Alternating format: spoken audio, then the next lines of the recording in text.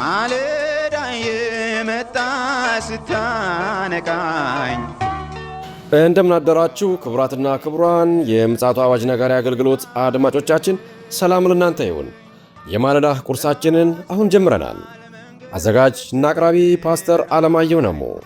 መልካም ጊዜ ሆነላችሁ። ከሕይወት ምንጭ ውሃ ስታረካኝ። ሰላም ጤና ይስጥልን፣ እንደምናደራችሁ። ይህ በምፅዓቱ አዋጅ ነጋሪ አገልግሎት እየተዘጋጀ የሚቀርብላችሁ የማለዳ ቁርስ ፕሮግራም ነው። ወደ ዛሬው የማለዳ ቁርስ ፕሮግራም ከማለፋችን በፊት ይህንን ማለዳ የሰጠንን እግዚአብሔር አምላካችንና አባታችንን አብረን አመስግነን ወደ ዛሬው የማለዳ ቁርስ እናልፋለን። የዘላለም አምላክ እግዚአብሔር ሆይ ስለዚህ ማለዳ፣ ስለ ምሕረትህ፣ ስለ ቸርነትህና ስለ በጎነትህ፣ ስለ መልካምነት ሁሉ ክብር ምስጋና ለታላቁ ስምህ ይሁን። አንተ ታላቅ ኃያል ብርቱ አምላክ ነህና ክብርን እንሰጥሃለን። እነሆ በምሕረትና በቸርነት ከልለህ በደምህ አጥበህ እነሆ በቁስል ፈውሰህን መርገምን ከኛ ወስደህ ልጆች ስላደረግከን ክብር ምስጋና ለአንተ ይሁን። ዛሬ በዚህ ማለዳ ፊትህ እንድንቀርብ ዕድልን ሰጥተህናልና እናመሰግንሃለን።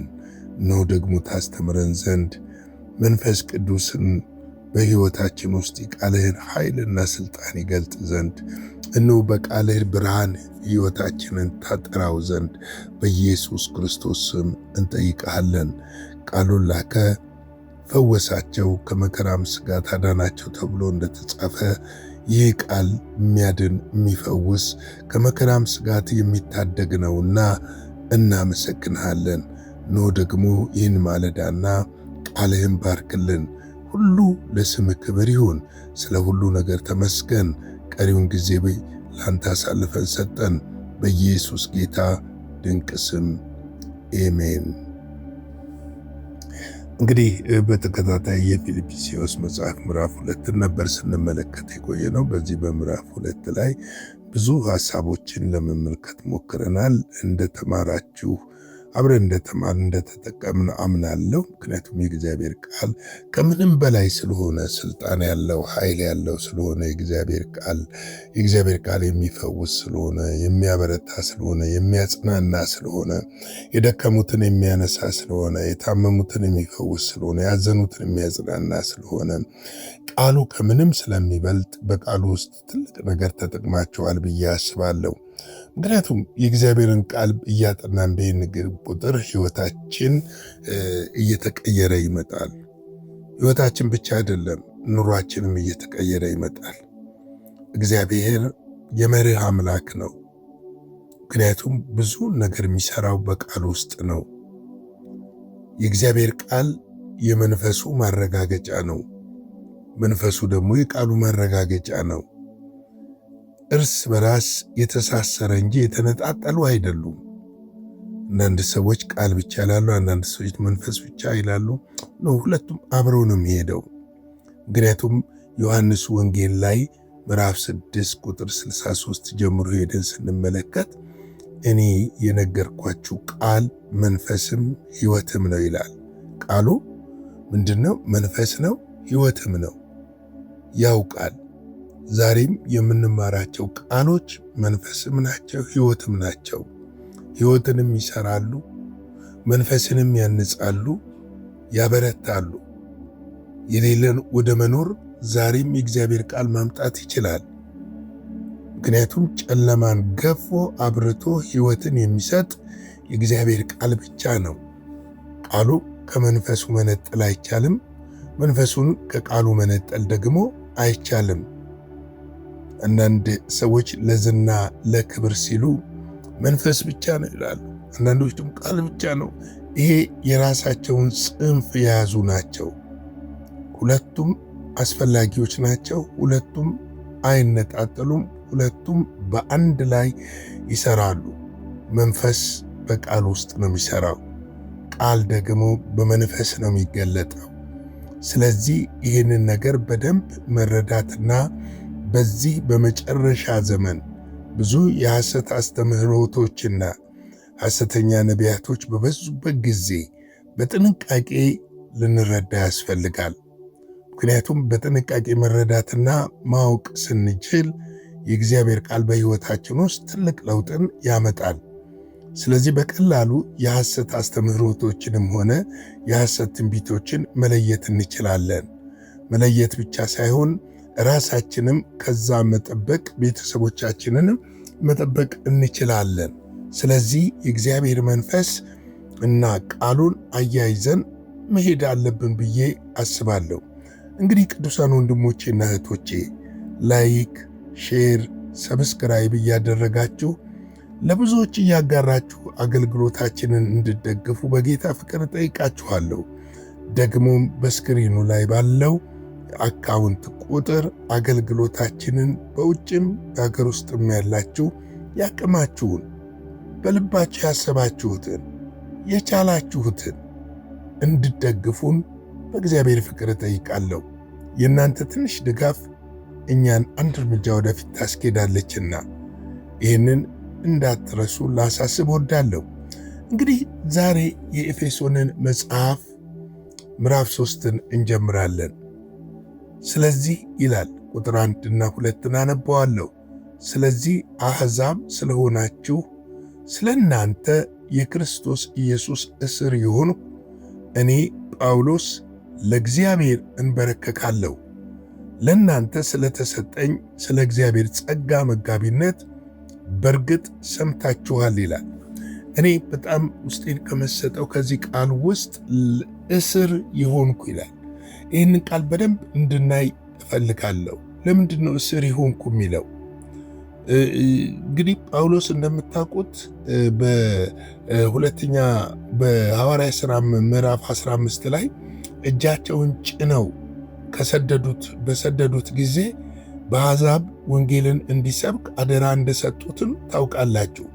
ራሱንም ብዙ ጊዜ ጳውሎስ የአሕዛብ ሐዋርያ ነኝ ብሎ ነው የሚጠራው። እንግዲህ ስለዚህም ለአሕዛብ ስለሆናችሁ ስለ እናንተ ይላል። ስለ እናንተ በአብዛኛው የሐዋርያ ጳውሎስ መልእክቶች በአውሮፓና በምስራቅ ኤዥያ ውስጥ ነው የተሰበኩት። እንግዲህ በእነዚህ ቦታዎች ላይ በሚሰብክበት ሰዓት ለአሕዛብ የተሰጠውን የወንጌል አደራ በጥብቅ እንደተወጣ አስባለሁ። ነገር ግን አንድ ነገር እዚህ ጋር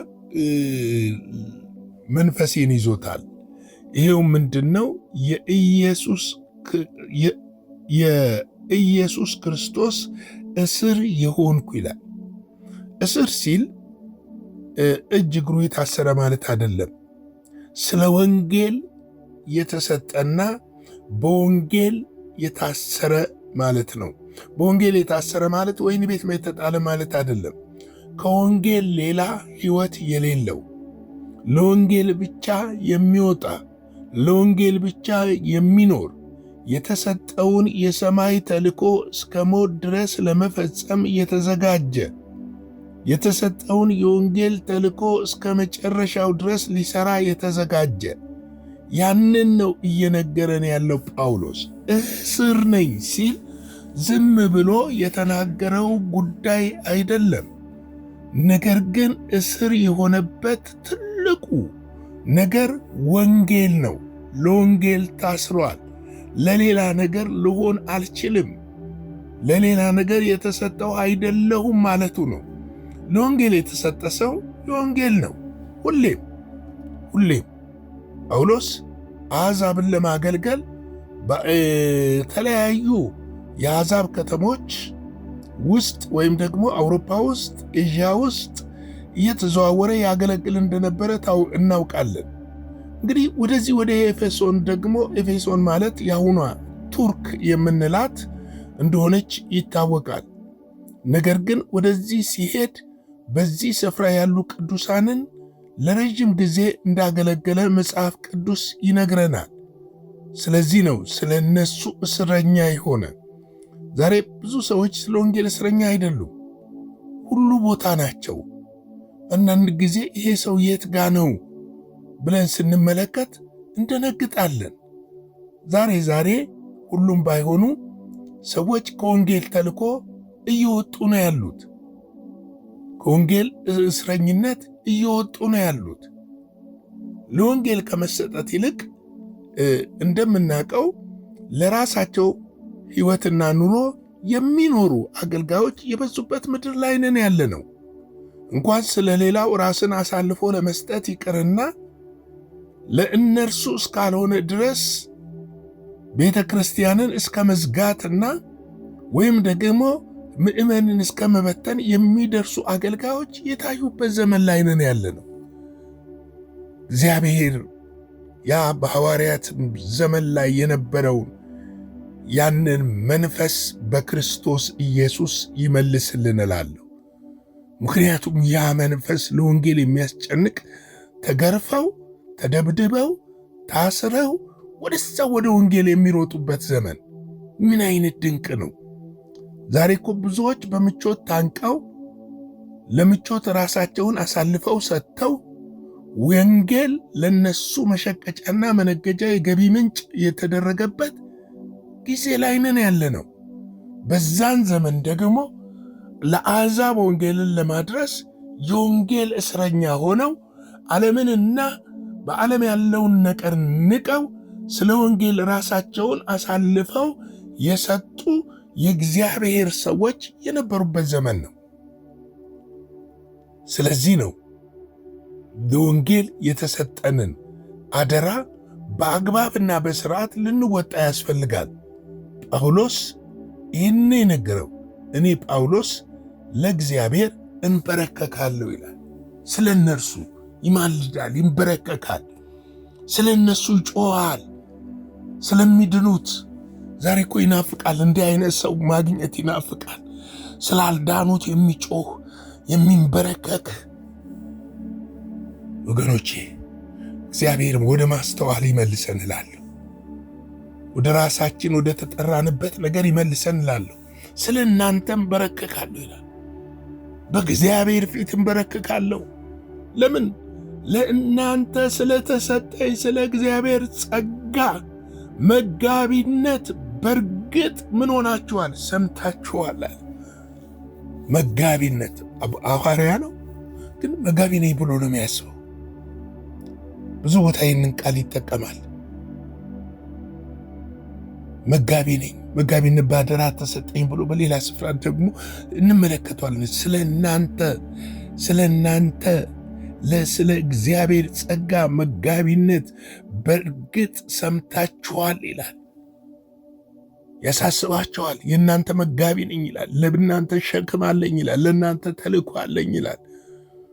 ለዚህ ከሆነ እየቀጠቀጡት እየደበደቡት በቅጥር አውጥተው ሲጥሉት ተመልሶ ዘሎ ወደዛ ወደ ተደበደበበት ሞቷል ብለው ሲጥሉት ዘሎ የሚገባበት ምክንያት እኮ ያ ነው። የወንጌል አደራ ስለተሰጠው ነው።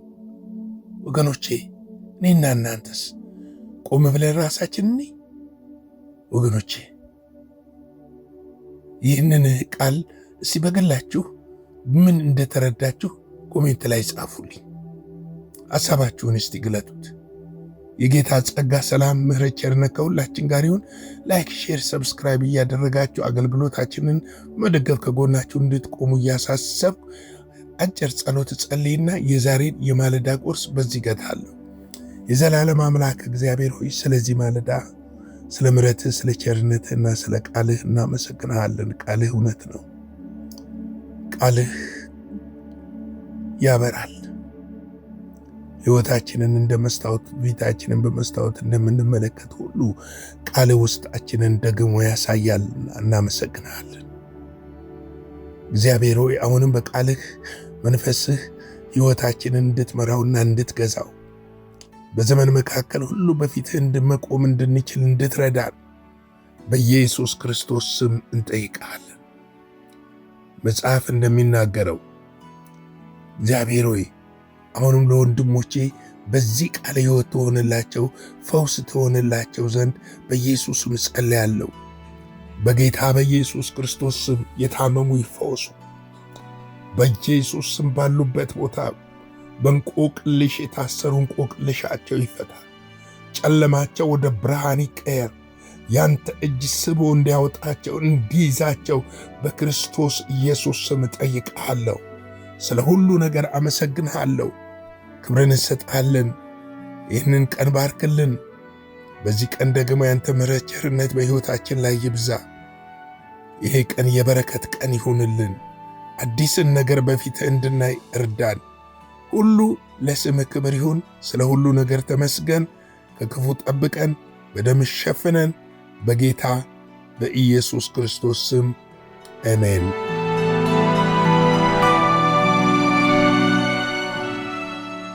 በነበረን የመልእክት ክፍለ ጊዜ እንደተባረካችሁ ተስፋ እናደርጋለን። በነገው ማለዳ በሌላ ዝግጅት እንገናኛለን። መልካም ቀን።